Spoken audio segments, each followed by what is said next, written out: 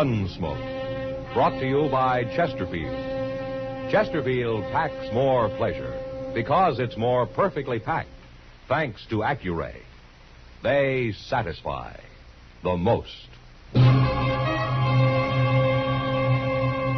Around Dodge City and in the territory on West, there's just one way to handle the killers and the spoilers, and that's with a U.S. Marshal and the smell of Gunsmoke.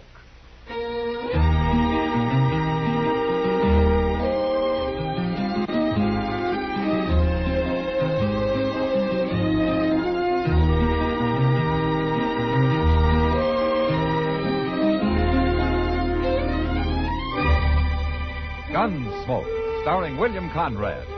The transcribed story of the violence that moved west with young America. And the story of a man who moved with it.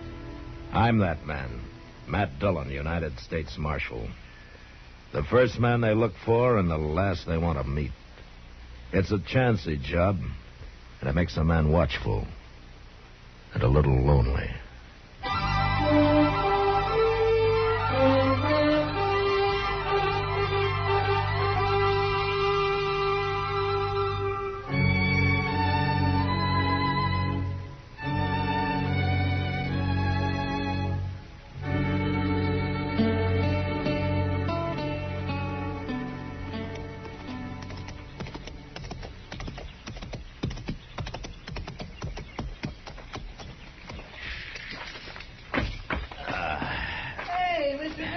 What?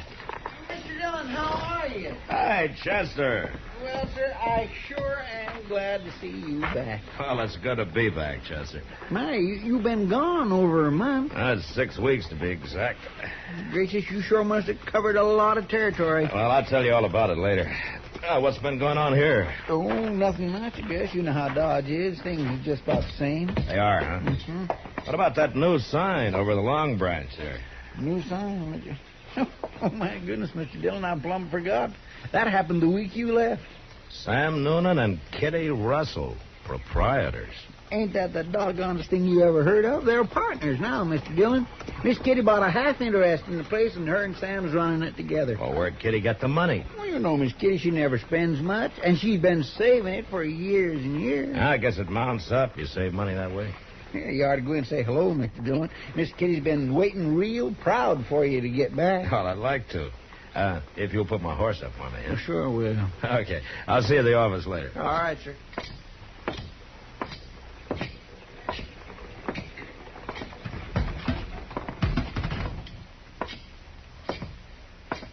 Hello, Sam. Well, Marshal Dillon, when'd you get back? Just now. Saw your new sign outside, and I came in to see if the price of whiskey had gone up. Well, Marshal, the price of whiskey went down at the Long Branch. What? Yeah. First thing Kitty talked me into. Well, knowing you, that must have taken some talking. Well, you know, she was right. We're making more money than ever. I sure got to hand it to her. Ah, good. Where is she? Well, she went to her room, Marshal. And, you know, I wish you'd go up and see her. She got me worried. Oh, why? Well, we were sitting here talking business, and a boy come in with a telegram for her, and she read it, and well, she turned kind of pale and then got up and left. Huh. Yeah, sure, Sam. I'll go see her.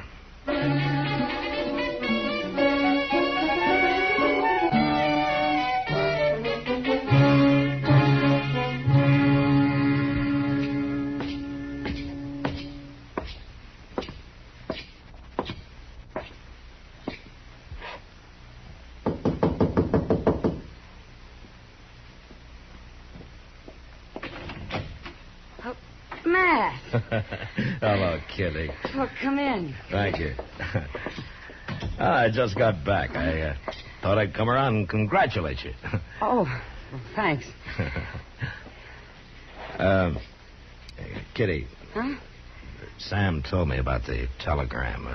If there's anything I can do to help. Oh, Matt, you got it all wrong. Sam, too. It's not bad news. Oh? Well, I'm glad to hear that. It's my father, Matt. What?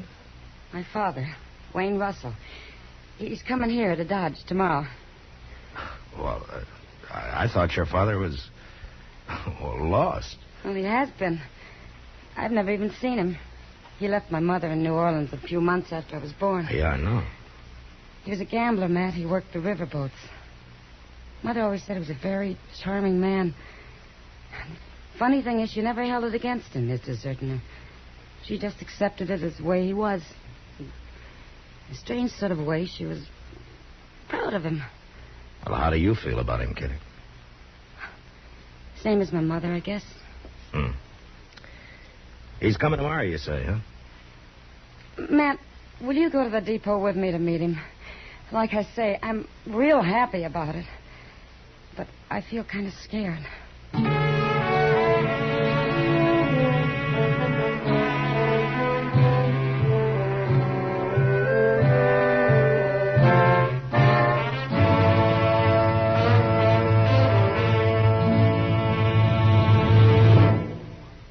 That whistling man, Bobby Haggart, really started something. Tonight, we'd like to introduce a player piano that could have come right out of the Long Branch in Dodge City. Packs more pleasure, packs more pleasure. Chesterfield packs more pleasure because Chesterfield's more perfectly packed. The more perfectly packed your cigarette, the more taste and mildness are released for you. Chesterfield, made by exclusive Accuray, has an open, easy draw that unlocks all the pleasure of fine tobaccos. Now, Accuray ensures an even distribution of tobacco from one end of your Chesterfield to the other. Chesterfield is firm and pleasing to the lips, mild, yet deeply satisfying. Chesterfield packs more pleasure because Chesterfield's more perfectly packed. To the touch, to the taste. Chesterfield packs more pleasure because it's more perfectly packed. By Chesterfield. Mild. Yet they satisfy the most.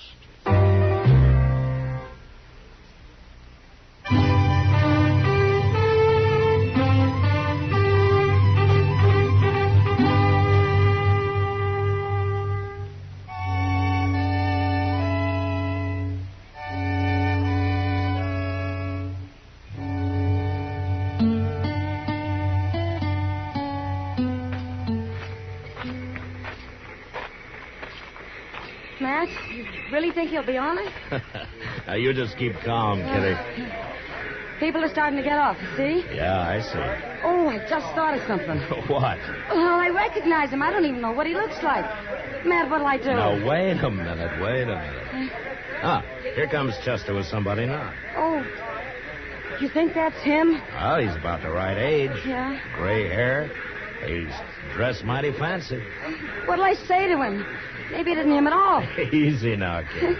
Well, I found him, Miss Kitty. He come right up to me and asked if I knew you. Now, can you imagine that? So you're Kitty. Hello. You're beautiful. I knew you'd be beautiful. Thank you. I know how you feel, child. We'll get acquainted. We're going to be great friends, Kitty. Well, sure. I mean, of course. Oh, well, this is Marshal Dillon. Welcome to Dodge, Mr. Russell. Well, thank you, Marshal. It's a pleasure to know you. Kitty, I want to meet all your friends, and I've an idea. Yeah? I'd like to give a dinner tonight. I trust there's a restaurant here that could accommodate us. Oh, there sure is, Mr. Russell, and that is a fine idea. Delmonico's, that's the best. We could go there right now and tell them to get started cooking. Chester. Well, I'm only trying to help. Well, that'd be pretty expensive, wouldn't it? Kitty, my child, expense doesn't matter. I own a very prosperous freighting business in New Orleans now. I've had it for some time. Well, that's wonderful. Will you invite your friends for me, Kitty? Yeah, if you want. And about how many shall I tell them to expect? Well, Chester and Matt and Doc Adams and... Oh, I don't know. Well, ain't you going to ask Sam, Miss Kitty? After all, he's your partner now. A partner? What partner, Kitty? Oh, well, it's nothing. Nothing? Why, Mr. Russell, she's half owner of the Goinest Saloon in Dodge, that's all. Is this true, Kitty? Well, it's really Sam Noonan's place. But you're associated with him in the saloon business? An unmarried woman has to make a living. I'm making a good one. Of course. Well, we'll talk about all this later, Kitty. But tonight we'll celebrate, shall we say, 8 o'clock at Delmonico's. I'll see you there, too, Marshal? Aye, certainly, sir. I'll take you over to the hotel, Mr. Russell. Well, thank you, Chester. Very kind of you to put yourself out this way. Well, Kitty, So that's my father, huh? He's quite a gentleman, isn't he? Matt, Yeah. I need a drink.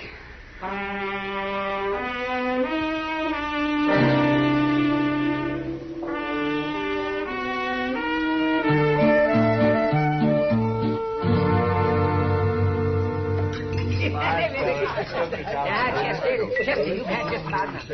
Well, that was a pretty good meal, wasn't it, Mr. Russell? I want to thank you for recommending the place, Chester. Of course, I guess it ain't like what you're used to in New Orleans. Miss Kitty's told me about how good they eat down there, ain't you, Miss Kitty? Yeah, I guess so, Chester. What's the matter with Kitty, man? I don't know, Doc. She keeps looking at him sideways, but she sure doesn't have much to say to him. And I guess she's still kind of shy. Shy? You mean Kitty? Oh, nonsense. You better fill your glass, Doc. What's that? Sam Noonan's getting ory-eyed. I think he's just about to propose a toast. Oh, no, that's all we need. Now, you see what I mean? Now, gentlemen, now let's drink a toast. A toast to my new partner, Kitty Russell, and to her old man. No, I mean their father. Sorry, Mr. Russell. And their very happy reunion, and many more of them forever and forever and forever. All right, getting thirsty, Thank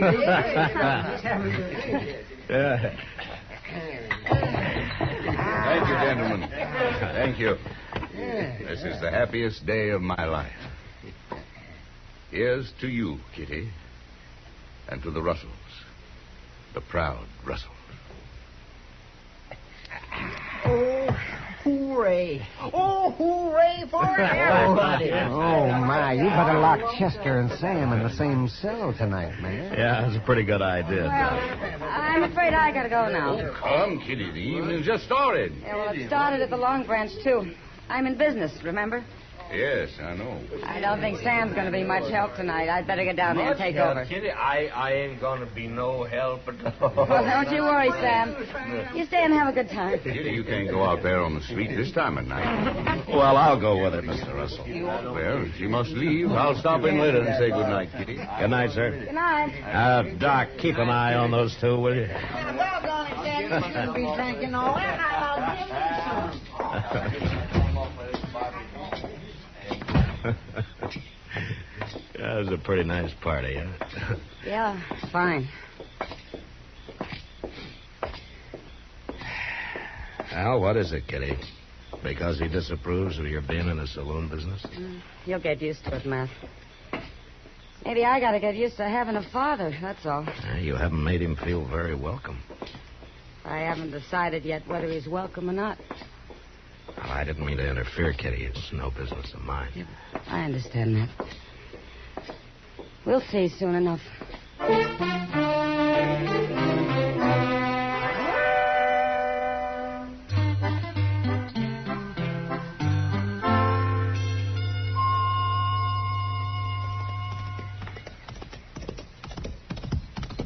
Well, that's a good-looking horse Chester's riding, man. He's thinking of buying it, Doc. Buying it, buying it. With what? That horse will be as old as Methuselah before he closes the deal. Well, that could be. Isn't that Kitty and her father coming out of the bank? Yeah. She treating him as cold as ever, man? It's been 2 weeks, and she hasn't changed a bit toward him, as far as I've noticed. Yeah. Well, she's waving to you. She wants you to come over there. Yeah, I guess so. I'll be back directly, Doc. Yeah, the sun will keep your seat warm. Okay. Morning, Marshal. Morning, Mr. Russell. Morning, Kitty. We got some news for you, Matt. Oh? Good news, Marshal. Matt, we've been talking to Mr. Botkin, and he'll buy my share of the Long Branch anytime for cash. You mean you're thinking of selling out? Tomorrow morning, just before we leave. Just before you leave? I'm going back to New Orleans, Matt. I'm going to take my money and put it into my father's freight business there. Makes sense, Marshal. Kitty and I should be together. Besides, the saloon business is no place for a lady. I can see that now. I've had to learn a lot in the last couple of weeks, Matt. Yeah, I guess you have. Well, if you're going to get packed, you better start, Kitty. I am, right now. I'll see you at supper. Fine. I'll go over to the depot and see the Santa Fe agent about our tickets. I'm a proud man today, Marshal, a proud and happy man. Now, if you'll excuse me.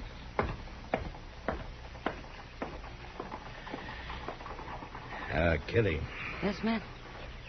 whose idea was this? You're selling out and all. Well, he likes to think it was both of ours. But I'll have to give him the credit, Matt. He's been talking about it one way or another for 2 whole weeks now. He's awful smart. He can convince anybody of anything. yeah, I guess he can. What is it, Matt? Don't you like him? It doesn't matter whether I like him or not, Kitty. No. No, I guess it doesn't. But, I sure don't trust him, Kitty. Now we're getting somewhere. What? I'm going to need your help, Matt. I don't trust him either.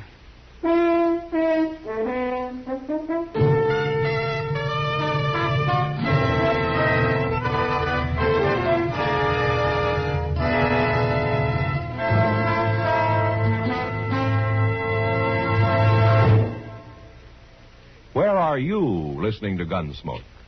In your kitchen? Getting ready for Sunday supper? Maybe in your living room, relaxing? Or out driving? Say, be sure and watch the road. But remember, there's pleasure ahead when you smoke Chesterfield. When you satisfy yourself with Chesterfield's better taste and mildness. It stands to reason. A cigarette made better and packed better smokes better, tastes better. And Chesterfield is more perfectly packed by Accuray. This electronic miracle removes human error in cigarette manufacture. So Accuray Chesterfield is firm and pleasing to the lips, mild, yet deeply satisfying. Yes, Chesterfield gives you something no other cigarette can give you. Chesterfield packs more pleasure because Chesterfield's more perfectly packed. To the touch, to the taste, Chesterfield packs more pleasure because it's more perfectly packed. By Chesterfield. Mild, yet they satisfy. We'll see soon enough.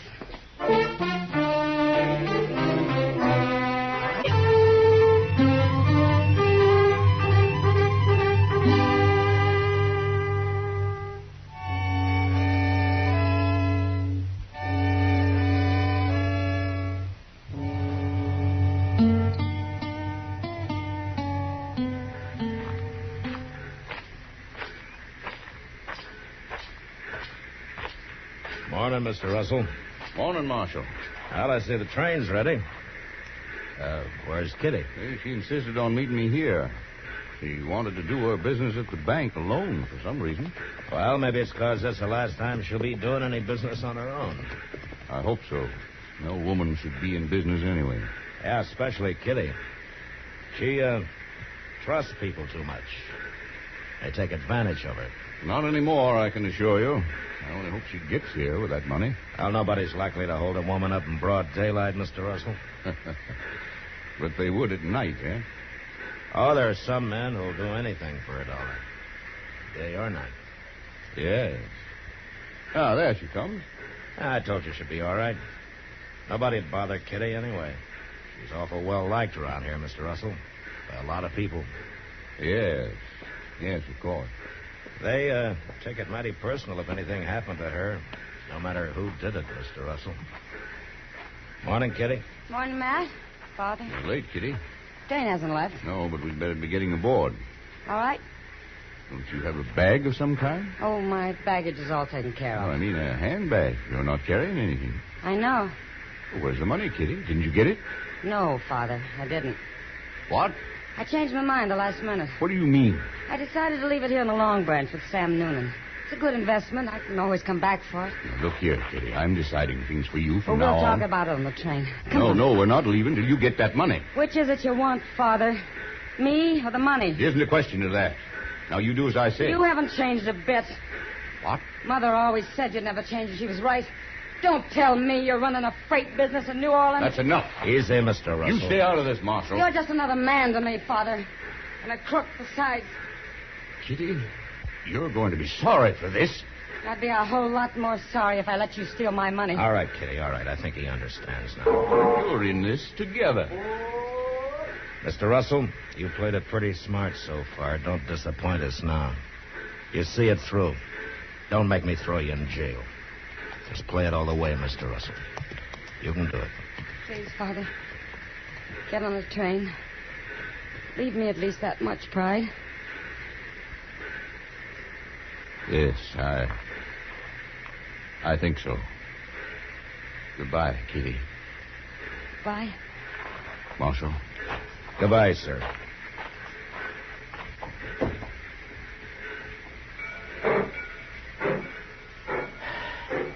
Well, he did it, Kitty. You were right. Sure he did. You bet he did. All of us Russells have pride.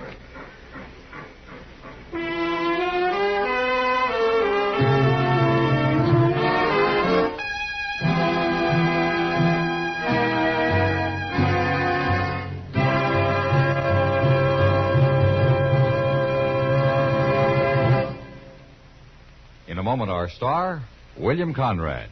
Dad, a great guy. Chesterfield, a great gift. Get them together next Sunday, the 17th, Father's Day. You'll be giving Dad the gift that packs more pleasure. Remember, Dad prefers Chesterfield because they're mild, yet they satisfy the most. So don't forget Chesterfields by the carton for Father's Day. You know, on the frontier, when a man was courting a woman, he usually had the good wishes of everyone. But next week, because of some marriage talk, 2 men nearly died. And that was the West. Good night. Gunsmoke, produced and directed by Norman Macdonnell, stars William Conrad as Matt Dillon, U.S. Marshal. Our story was specially written for Gunsmoke by John Meston, with music composed by Rex Corey. Sound patterns by Tom Hanley and Bill James. Featured in the cast were John McIntyre and Lawrence Dobkin. Parley Bear is Chester, Howard McNear is Doc, and Georgia Ellis is Kitty.